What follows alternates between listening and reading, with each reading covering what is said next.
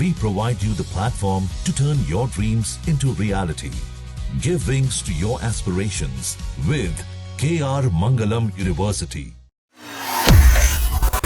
चीन में भारत ने कुछ ऐसी सेंधमारी की है कि सारी बाजी पलट दी गई है। साफ साफ कहें तो चीन भारत के ट्रेड जाल में फंसता हुआ दिख रहा है।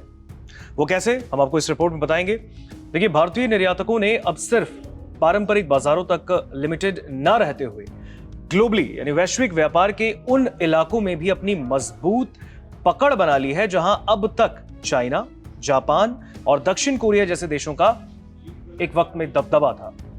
बीते वित्त वर्ष यानी कि 2025-26 में भारत का कुल माल निर्यात 441.78 अरब डॉलर यानी करीब 42.32 लाख करोड़ रुपए के रिकॉर्ड स्तर पर पहुंच गया।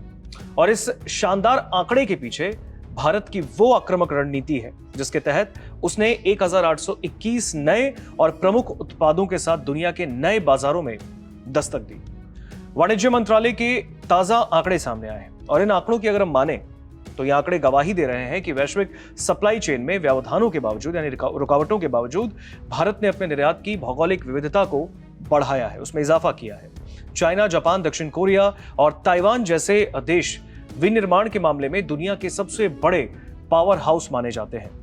और यही नहीं, इस क्षेत्र में यानी उत्तर पूर्व एशिया में भारत का निर्यात सबसे बड़ी तेज गति से बढ़ा है। वाणिज्य मंत्रालय के मुताबिक इस क्षेत्र को भारत का निर्यात 21.6% की जबरदस्त उछाल के साथ अब 41.6 अरब डॉलर तक पहुंच गया है। अब इस बढ़ते उछाल के पीछे भारतीय इलेक्ट्रॉनिक्स, इंजीनियरिंग उत्पाद, रसायन और औद्योगिक सामान की बढ़ती मांग है।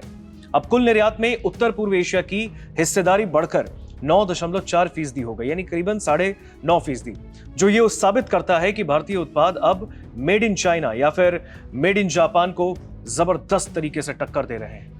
उत्तरी अमेरिका अब भी भारतीय उत्पादों के लिए सबसे बड़ा और स्थिर बाजार बना है। अमेरिकी बाजार की अगर हम बात करें तो इसके दबदबे वाले इस क्षेत्र में भारत का निर्यात 1.3% की स्थिर वृद्धि दर के साथ 97.7 अरब डॉलर रहा, जो कि कुल निर्यात का लगभग 22% है। अगर सटीक आंकड़े बताएं तो 22.1%।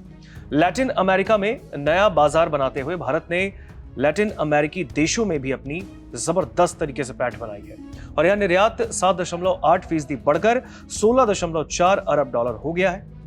आंकड़ों से यह साफ दिखता है कि उत्तरी अमेरिका, उत्तर पूर्व एशिया और लातिनी अमेरिका ये मिलकर भारत के कुल माल निर्यात में 35% से ज्यादा का योगदान कर रहे हैं।